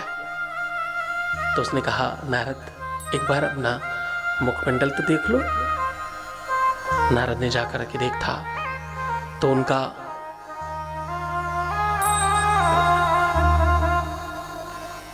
हरि बन चुके थे। हरि बंदर को भी कहते हैं। उनका चेहरा, उनकी शकल, उनका रूप, उनका स्वरूप एक बंदर की तरह था। और ये बात नारद को एकदम हजम नहीं हुई, एकदम समझ नहीं आया। अभी भी वो इतना माया से मोहित है कि अभी भी वो क्रोध में ही है। जाकर भगवान विष्णु से युद्ध कर रहे हैं, लड़ाई कर रहे हैं। विष्णु तुम छलिया हो, विष्णु तुम जन्म जन्मांतर के छलिया हो। तुमने छल किया है मेरे साथ। मेरा रूप इसलिए खराब बना दिया ताकि मैं वर्णित न हो जाऊं। तुम्हें खुद विवाह करना था, मुझे बोल देते एक बार विष्णु, मैं खुद स्वयं हट जाता।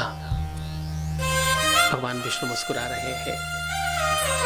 अरे छलिया, मुस्कुराओ मत। अगले जन्म में जब तुम राम बनोगे तो तुम्हारा सपोर्ट, तुम्हारा सहयोग करने वाले वानर ही होंगे। जाओ, मैं तुम्हें श्राप देता हूं। तुम स्त्री के लिए ही बन बन भटकोगे। तुम्हारी स्त्री तुमसे दूर हो जाएगी और वहां मदद करने वाले तुम्हारे कोई नहीं होंगे, वानर ही तुम्हारी मदद करेंगे। ये मैं श्राप देता हूं। भगवान विष्णु मुस्कुराकर बोले, देव मुनि रोष क्यों करते हो? तुम्हारा श्राप मुझे मंजूर है। ऐसा कहकर अंतर ध्यान हो गए। भगवान शिव ने नारद को फिर से दर्शन दिया। बाबा शिव की कृपा से नारद को पुनरावृत्ति हुई और नारद का विवेक वापस आया। ये सब ऐसे ही नहीं हुआ। नारद ने प्रत्येक ज्योतिर्लिंग में जाकर के, प्रत्येक देवालय में जाकर, शिव महापुराण कहती है ऐसा कि नारद भटक भटक करके विश्व में जितने भी देवालय और शिवालय थे सब में जाकर के अपना मस्तक रगड़ा, अपनी नाक रगड़ी, तब जाकर भगवान शिव प्रसन्न हुए और उनको फिर से दिव्य और अद्भुत विवेक वाला देव बनाया। फिर से उनके ऊपर कृपा हुई और उन्हें अपना भान हुआ। नारद ने ब्रह्मा विष्णु सबसे जाकर अपने अपराधों की माफी और क्षमा मांगी है। इतना ही नहीं, बाबा शिव के चरणों में, ऐसा पुराण कहती है, कई वर्ष तक नारद पड़े रहे। जो नारद एक क्षण से ज्यादा कहीं रहते नहीं है, जरा समझना, पहले कई वर्षों तक हर शिवालय में भ्रमण करते रहे, पूजन करते रहे, और वही नारद भगवान शिव के चरणों में कई वर्ष तक पड़े रहे। ये मेरे शिव की महिमा है। इतना सब कुछ करने वाले के ऊपर भी कृपा हुई। सौनकादिक ऋषि कहते हैं कि भगवान, ये कथा बड़ा मनोरम है, पर इसमें बहुत सारी बातें समझ नहीं आ रही हैं। कृपया विस्तार से कहें कि नारद कौन है, इनका जन्म कहां हुआ, और ये ब्रह्मा और विष्णु कब और कहां जन्म लिए। भगवान शिव ने पहली बार किसे कथा सुनाई, और ये सती कौन है, किनसे विवाह हुआ बाबा शिव का, ये सब सुनने की मेरी इच्छा है। और जिनको श्राप दिया नारद ने, वो रावण और कुंभकर्ण कहां गए, उनका उद्धार कैसे हुआ, ये सब जानने की हमारी इच्छा है। आपको पता है, वो वही कुंभकर्ण है जो 6 महीने सोता और 6 महीने जगता है।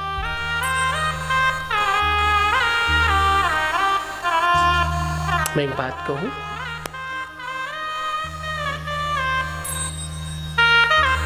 कुंभकर्ण तो 6 महीने सोता और फिर 6 महीने जगता था।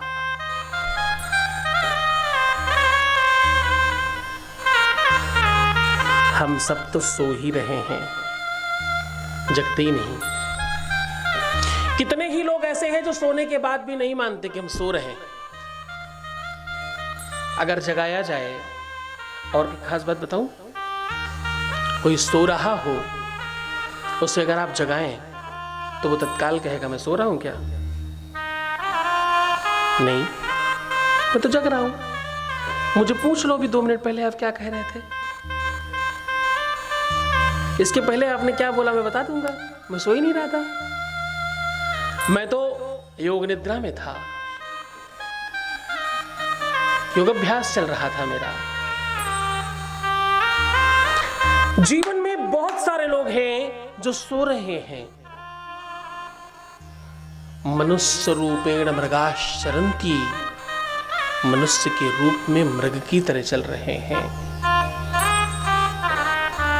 जरा विचार करना,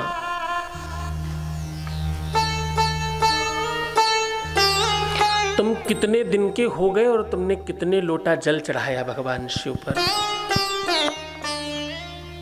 जरा विचार करना कि तुम्हें जो जो कुछ मिला है उसके बदले में तुमने भगवान शिव को क्या दिया। कितने दिन तुम मंदिर गए हो, और अगर गए हो तो यह एहसान है क्या?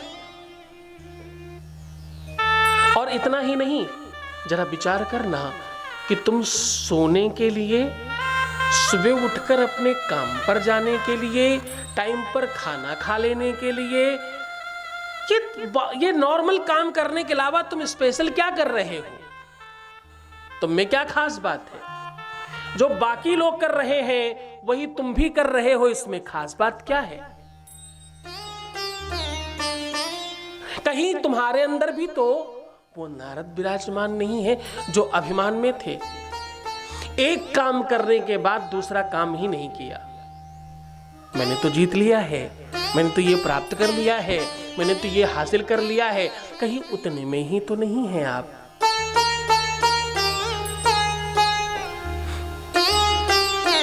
एक संगीत बजाने वाले, अगर आज आप संगीत यहां बजा रहे हैं क्या आपने अपने जीवन में ये प्रयत्न किया कि हम और कल नया क्या बजा सकते हैं, और अगर किया है तो कितने सालों से बजा रहे हो, क्या उतनी ही चीजें बजा सकते हैं? हम आज और नया क्या कर सकते हैं? कल हमने क्या नहीं किया है, आज हम और क्या कर सकते हैं? विद्यार्थी,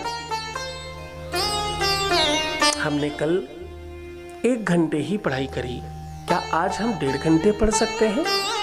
2 घंटे पढ़ाई कर सकते हैं? व्यापारी, आज हमने अपने काम को, आज हमने अपने व्यापार को इस स्तर पर खड़ा किया है, मैं दुकान पर जाता हूं और ये बेचता हूं, ये बिक जाता है, ये खरीदा जाता है, बस खत्म हो गया। इसके बाद नया और क्या किया हमने? इतना तो मशीन भी कर सकती है। एक बार मशीन को सिखा दो कि ये ऐसे और ऐसे होता है, वो वैसा करने लगेगी। अगली बार हम मनुष्य हैं, हमें कुछ नया करना चाहिए, हमें कुछ नए शोध के काम करने चाहिए।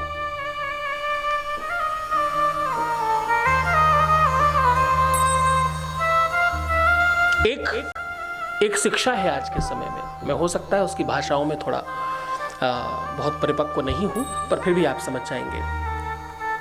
एक शिक्षा है, एक भाषा है, जिसे कहते हैं आर्टिफिशियल इंटेलिजेंस। क्या कहते हैं? Artificial intelligence. मतलब ये एक ऐसी पद्धति है, एक ऐसी व्यवस्था है जो मशीन इंसान की तरह काम करने लगता है। जैसे आज आप एप्पल के मोबाइल वाले सिरी कह के बात कर सकते हैं, एंड्रॉइड वाले गूगल असिस्टेंट करके बात कर सकते हैं। एक अलग से एंड्रॉइड कुछ ऐसी मशीनें हैं जिस पे आप बात कर सकते हो उसका नाम लेके।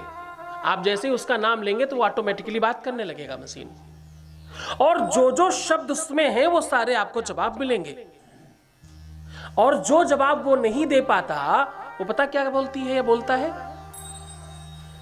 मैं अभी ये सीख रही हूं या रहा हूं, अगली बार आपका प्रत्युत्तर दिया जाएगा।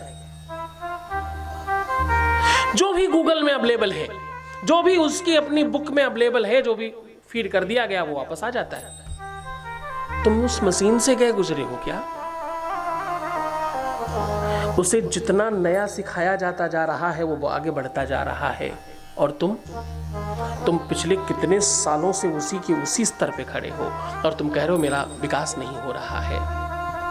तुम अपने विकास के लिए कर क्या रहे हो?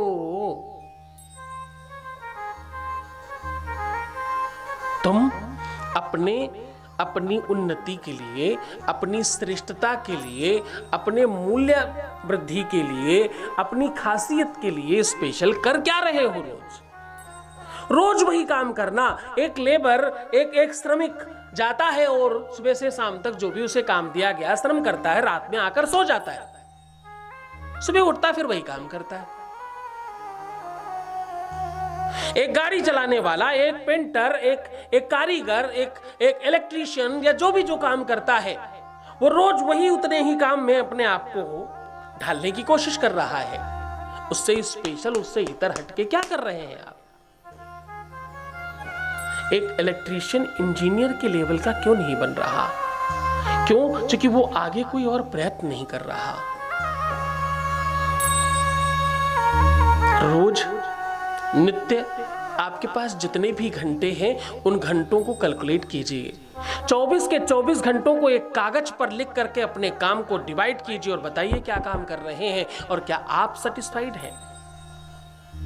अगर हाँ, तो तुम्हारी सफलता हो रही होगी, तुम्हारी उन्नति हो रही होगी, और अगर नहीं तो तुम गलत हो।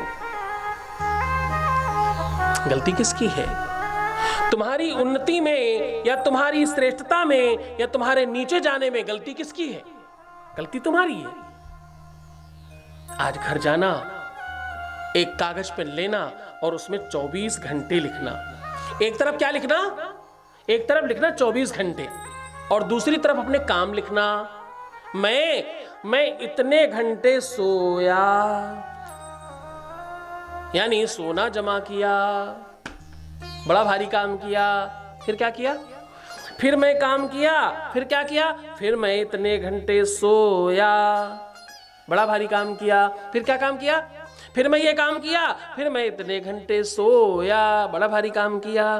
तो आप क्या काम कर रहे हैं? सोना मतलब आप अगर चुपचाप बैठे हैं एक जगह, कुछ नहीं कर रहे हैं, तो आप सो रहे हैं।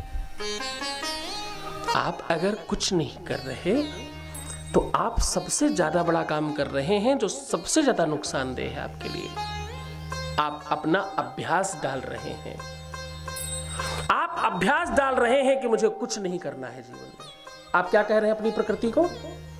आप अपने अंदर की प्रकृति को कह रहे हैं कि मुझे कुछ नहीं करना है जीवन में। अच्छा, फिर एक जवाब आ सकता है आपकी तरफ से, कोई काम ही नहीं था, क्या काम करते? दुनिया में जो भी ये कह दे कि मैं क्या करूं,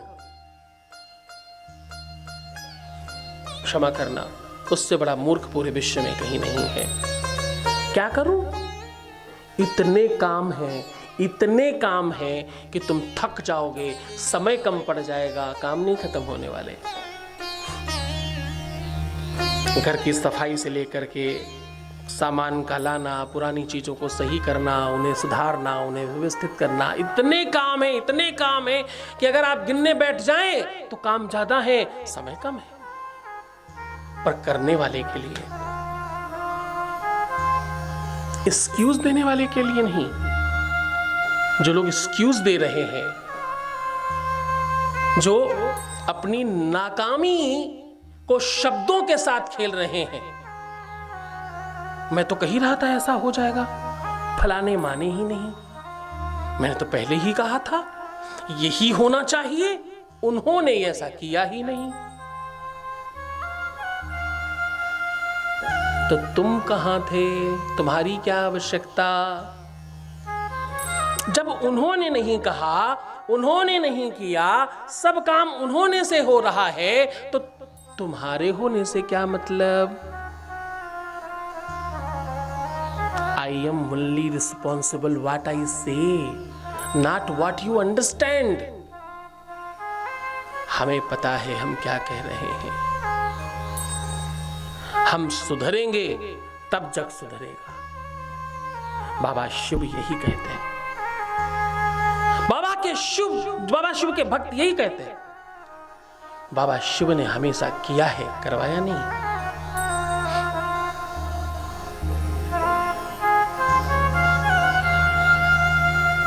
बाबा शिव के पास ना तो कोई ड्राइवर है,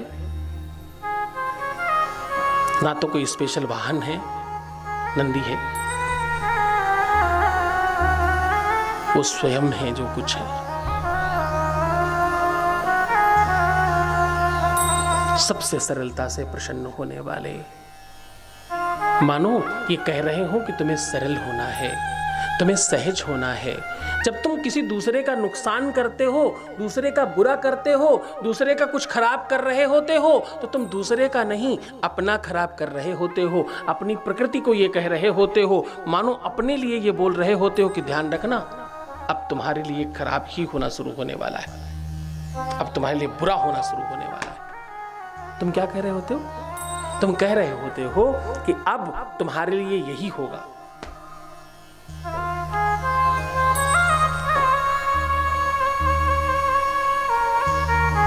और ध्यान रखना, सिर्फ बात यहीं तक खत्म नहीं होती। तुम जो कर रहे हो, जो भी कर रहे हो, वो सब अंकित हो रहा है बाबा की किताब में। वहां सबका खाता है, वहां सबका खाता है, सबके लिए लिखा जा रहा है और सबके लिए व्यवस्थाएं बनाई जा रही हैं। बाबा सब नोट कर रहा है। क्यों? देवलोक देवताओं के पास है, विष्णुलोक विष्णु के पास है, ब्रह्मलोक ब्रह्मा के पास है। ये मृत्युलोक और पृथ्वी जो है ना, ये मेरे नाथ के हाथ में है, भगवान शिव के हाथ में है। और यहां रहने वाले सिर्फ और सिर्फ शिव के अधीनस्थ हैं। यहां वही संभाल रहे हैं सब। ये पृथ्वी शिव के रूप में है। पृथ्वी गोल नहीं है, पिंड के आकार की है, यानी शिवलिंग जैसी। आज आसमान कटोरे जैसा यानी अर्घे जैसा, और उस पर जब जल वृष्टि होती है तो मानो अभिषेक हो रहा है पृथ्वी पर। फिर पृथ्वी पुष्पित, पल्लवित, फलित और श्रृंगारित होती है। तो आज मैं जो कह रहा था, तुम्हारा प्रेम और तुम्हारा ईगो, तुम्हारा एक्सक्यूज, आज हम उसी बात पर बात कर रहे हैं। जब तुम्हें एक्सक्यूज देना आता है तो तुम्हें अपना नुकसान करना आता है। तुम्हारा एक्सक्यूज तुम्हारी अशिक्षा का परिचायक है। क्या है? अशिक्षा का परिचायक है। वो ये कहता है तुम शिक्षित नहीं हो, तुम पढ़े लिखे नहीं हो। शिक्षा केवल एजुकेशन किताब वाली नहीं होती, एजुकेशन सामाजिक होती है। आज किसी ने किसी को कहा कि भाई आज सोमवार है और ये काम होना चाहिए, बाबा शिव के ऊपर जाओ और किसी तरह से जल चढ़ा कर आओ। और जल चढ़ाना, पुष्प चढ़ाना, बिलपत्र चढ़ाना और बाबा को देखो भोग लगाना। ये जिसे कहा गया वो आकर कहे मैं नहीं कर पाया तो भी ठीक लगेगा। अगर वो व्यक्ति किसी तरह से जवाब ना दे, शाम को पूछे जाने पर फोन किया गया, बुलाया गया, जी हो गया, वो सोमवार था, जल चढ़ गया। नहीं नहीं नहीं नहीं नहीं नहीं, वो जल तो क्या चढ़ता, वो लोटा ही बड़ा अजीब था, टेढ़ा मेढ़ा और पचका था, उसको सीधा कर रहे थे। अच्छा तो सीधा हो गया, फिर तो कर लिया होगा, चढ़ गया होगा जल। नहीं नहीं, जब हम जल लेने गए तब पता चला कि वो टंकी में 3 दिन का पानी है और टंकी की सफाई करनी जरूरी थी, 4 आदमी उसमें लगाए। तो फिर टंकी की सफाई हो गई होगी, फिर तो जलाया होगा, फिर आपने चढ़ा दिया होगा। नहीं नहीं, मोटर जो चलनी थी, मोटर चलती है लाइट से, लाइट चली गई, जनरेटर चलवाया, मोटर चली और जब पानी ऊपर आया तो पता चला बहुत ठंडा है। फिर तो ये लगा ताजे जल से करना है, तो फिर ताजा जल निकाल के कर लिया होगा। ताजा जल निकाल ही रहे थे, लेकिन जिस ड्रम में रखा जाना था वो ड्रम ठीक नहीं था। भगवान की पूजा है, अच्छे से होनी चाहिए थी, तो नया ड्रम की व्यवस्था रखने लग गए। तो फिर नए ड्रम जब आप ले आए होंगे तो फिर कर लिया होगा। नहीं नहीं नहीं, नया ड्रम हम जब लेने गए तो उसकी दुकान बस बढ़ा ही रहा था। बोला फलाने भैया बस 5 मिनट तुम लेट हो गए, बस दुकान अब बढ़ा दिया है, आप कहो तो आज ही दे दे, नहीं तो कल हम पक्का दे देंगे। तो बोले जब उसने हम पे डाल दिया कि कहो तो हम आज दे दें, तो मुझे लगा बड़ा अच्छा आदमी है भैया, तुम कल ही दे देना। तो हम तो सोचा फिर कल ले लेंगे। तो अच्छा फिर कल जाकर के ले आएंगे। कल मंगलवार है, मंगलवार को ऐसा मानते हैं कि लोहा नहीं खरीदना चाहिए, मंगल शनिवार को अच्छा नहीं होता है, तो आप बुधवार को लाएंगे। बुधवार को मुझे जाना था, मेरे बच्चे के टीचर के घर में वो फंक्शन है, वो निपटा करके मैं गुरुवार को जाऊंगा। तो गुरुवार जाकर आप ले आएंगे, गुरुवार को जाकर के मैं ये करूंगा। फिर आप यकीन मानिए ये कभी अंत नहीं होगा और वो गुरुवार कभी नहीं आएगा। जिस भी दिन कोई पहले दिन एक्सक्यूज करे उसी दिन उसको साफ कर दीजिए। इसका मतलब वो व्यक्ति एकदम काम का नहीं है, वो सिर्फ और सिर्फ आपको हमेशा भ्रमित करेगा, क्योंकि वो स्वयं भ्रमित है। हो सकता है कि उसकी प्रवृत्ति ऐसी है, उसने जीवन में यही किया है, इसके अलावा वो कुछ नहीं करेगा। तो प्रयत्न कीजिए कि ना तो ऐसा करें और ना तो ऐसा करने दें, क्योंकि ये दोनों ही चीजें गड़बड़ है। आपको क्या करना है? मेरे नाथ की पूजा है, मेरे बाबा की पूजा है, मुझे सोमवार को जल चढ़ाना है। क्या अच्छा और क्या बुरा? अच्छा करने का मतलब ये नहीं होता कि नहीं करना, अच्छा करने का मतलब ये होता है करना। एक बच्चे को कहा गया भैया पेन उठाओ और एक चूल्हा बनाओ, फिर और चूल्हा बनाओ, फिर उसमें एक डंडा लगाओ, फिर एक सीधा डंडा लगाना, फिर ऊपर से डंडा लगाना, फिर छोटा बन जाएगा। उस बच्चे ने अगर बनाना शुरू कर दिया तो हो सकता है थोड़ा टेढ़ा मेढ़ा होगा, हो सकता है थोड़ा उल्टा सीधा होगा, लेकिन वो आज ऐसा दिखाई पड़ने लगेगा। 2 बार में, 4 बार में, 6 बार में आ बन जाएगा।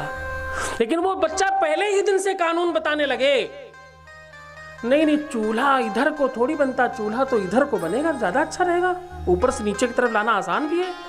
अगर चूल्हा ऐसे बनाए तो ये थोड़ा कठिन लगता है, ऐसे ज्यादा अच्छा लगता है, खींची लेना है बस, नीचे से ऊपर जाओ, ऊपर से नीचे आ जाओ, तो आसान है। तो तुम समझ जाना वो बच्चा पढ़ेगा नहीं। जो पहले दिन से पढ़ाने लगा वो कभी नहीं पढ़ेगा। जो पढ़ना चाहता है वो पहले दिन से स्वीकार करेगा। पहले दिन स्वीकृति चाहिए। नारद में स्वीकृति नहीं थी। बाबा ने मना किया, ब्रह्मा ने मना किया, विष्णु ने मना किया, पर नारद को तो अभिमान था ना। स्वीकृति चाहिए। ददाती प्रतिग्रहणाति। कोई कुछ दे तो उसे लेने वाला चाहिए। कोई ले तो ले, फिर सब मिलता है। यकीन मानना, दुनिया में कुछ मुश्किल नहीं है। तुम्हारे अंदर स्वीकृति चाहिए, तुम्हारे अंदर स्वीकार चाहिए। बाबा की भक्ति को स्वीकार करो, मेरे नाथ के चरणों की कृपा को स्वीकार करो। बाबा बहुत कुछ देना चाहता है, स्वीकार करो। बाबा तुम्हें बहुत कुछ प्रदान करना चाहता है, तुम स्वीकार करो। तुम स्वीकार करो कि वो बहुत बहुत बहुत दयालु है। तुम स्वीकार करो कि तुम्हारे जीवन में परिवर्तन सिर्फ और सिर्फ भगवान शिव ला सकते हैं। तुम स्वीकार करो कि तुम्हारा सब संकट बाबा शिव हरण कर सकते हैं। तुम स्वीकार करो, तुम्हारे जीवन की ऐसी कोई अभिलाषा नहीं है जो भगवान शिव पूर्ण नहीं कर सकते। बाबा शिव सब कर सकते हैं।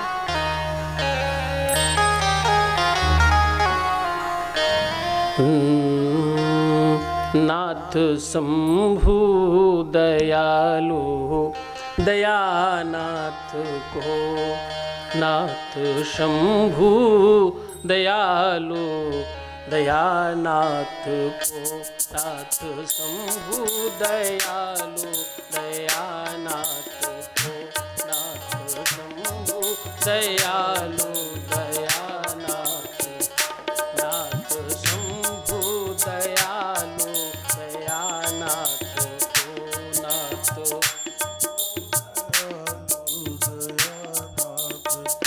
नाथ शंभु दयालु दयानाथ को, नाथ शंभो दयालु दयानाथ को, नाथ शंभु दयालु दयानाथ को, नाथ शंभो दयालु दयानाथ को, नाथ शंभु दयालु दयानाथ को, नाथ शंभो दयालु दयानाथ को।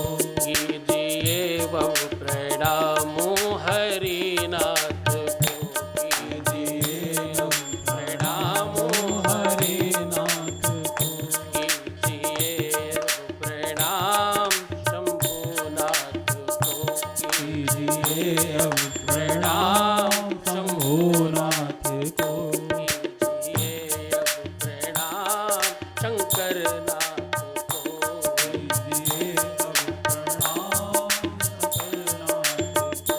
नाथ शंभु दयालु दयानाथ को, नाथ शंभो दयालु दयानाथ को, नाथ शंभु दयालु दयानाथ को, नाथ शंभु दयालु दयानाथ को, कीजिए अब प्रणाम शंभुनाथ को, कीजिए अब प्रणाम शंभुनाथ को, कीजिए अब प्रणाम शंकरनाथ को, कीजिए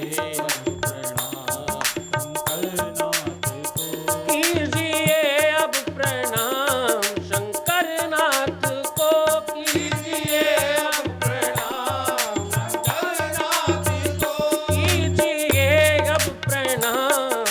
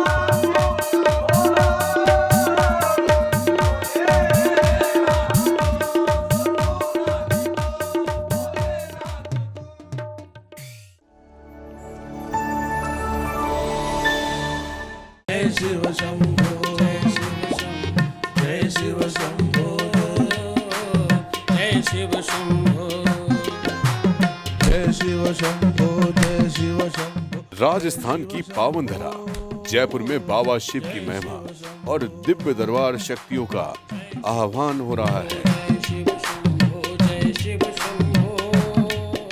जब तुमने उसे पहली बार चाहा था तो मैं नहीं था, तुम बीच में आए और उसके बावजूद मैं कह रहा हूं कि मैं तुम्हें दूंगा। तुम्हारे विश्वास पर मुझे मिला। जय शिव शंभो जय शिव शंभो। आप दिनांक 27, 28 और 29 सितंबर को सादर आमंत्रित हैं। स्थान है दीप स्मृति ऑडिटोरियम, शिप्रा पथ, मानसरोवर, जयपुर, राजस्थान। संपर्क करें। नंबर है 9936601255 9936601255। श्री सद्गुरुनाथ जी महाराज के प्रकल्पों में सबसे महत्वपूर्ण है आध्यात्मिक शिव नगरी की स्थापना एवं बाबा शिव की महिमा कथा एवं गौ सेवा, वृद्धा आश्रम, शिशु बाल विकास, अन्न क्षेत्र, भोजन वितरण, गरीब कन्याओं का विवाह, निर्धनों को रोजगार की व्यवस्था के साथ साथ हॉस्पिटल, योग्य क्षेत्र, आयुर्वेद धाम, ध्यान भवन, सत्संग भवन, सेवा धाम, विश्रामालय, वेद विद्यालय एवं संग्रहालय, अनुसंधान भवन, रिसर्च सेंटर, ग्रंथालय और 27 नक्षत्रों के वृक्ष, भव्य प्रेमेश्वर महादेव की प्रतिमा, शिव परिवार मंदिर का भी निर्माण किया गया है। आपका संस्थान पूर्ण प्राकृतिक वातावरण, हरियाली और शांत प्रदायक क्षेत्र में स्थित है। यहाँ हजारों लोगों को भगवान शिव की भक्ति से जोड़ने के साथ साथ सतमार्ग पर चलना भी सिखाया जाता है। यहाँ वेद, वेदांग, पुराण, शास्त्र, ज्योतिष, आयुर्वेद इत्यादि पर रिसर्च के साथ साथ शिक्षा का भी प्रबंध है। यहाँ रहने का अनुभव वैसा ही है जैसे शिव भक्त रहना चाहते हैं। आप इन प्रकल्पों से जुड़ने के लिए, दान के लिए संपर्क करें 9936601255। अधिक जानकारी के लिए 8447832114